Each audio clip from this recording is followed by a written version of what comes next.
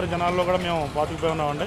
ఈ ఆర్డర్ వచ్చినా సరే మాకే ఇస్తూ ఉంటారండి, అందరికీ చేసి పెడతాం. ఇప్పుడు మీరు 5వ తరాన్ని మీరు చేస్తా అన్నారు. ఇప్పుడు మీ పిల్లల తరాలకి మీరు ఈ వ్యాపారాన్ని కంటిన్యూ చేసే ఉందా, లేదంటే ఏమిటి ఇందులో కష్ట నష్టాల వల్ల మీరు ఏమైనా కంటిన్యూ చేస్తారా?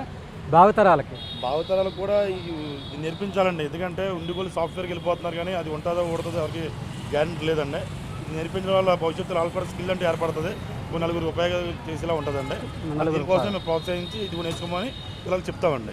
Thank you very much sir. మా ఛానల్ వాళ్ళకి మీ విలువైన సమయాన్ని ఇచ్చి ఈ మట్టి విగ్రహాల గురించి మీరు ఏదైతే చెప్పారో అవన్నీ కూడా ఎవరైతే పర్యావరణ హితాన్ని కోరుకుంటారో వాళ్ళు ఖచ్చితంగా మట్టి విగ్రహాలు కొని పూజ చేయాలని చెప్పి నేను కోరుకుంటున్నాను. నేను జీటీవీ తెలుగు ఛానల్ నుంచి మీకు అందరికీ చెప్తున్నాను, పర్యావరణ హితాన్ని కోరుకునే ప్రతి పౌరుడు కూడా మట్టి విగ్రహాలను కొనండి. జీ తెలుగు ఛానల్ చూసే ప్రజలందరికీ చెప్తున్నాం, మట్టి విగ్రహాలు వాడండి, ప్లాస్టిక్ బ్యారేజ్ జోలికి వెళ్ళకండి, మన పర్యావరణాన్ని కాపాడండి. జై గణేష్ మహారాజ్కి జై.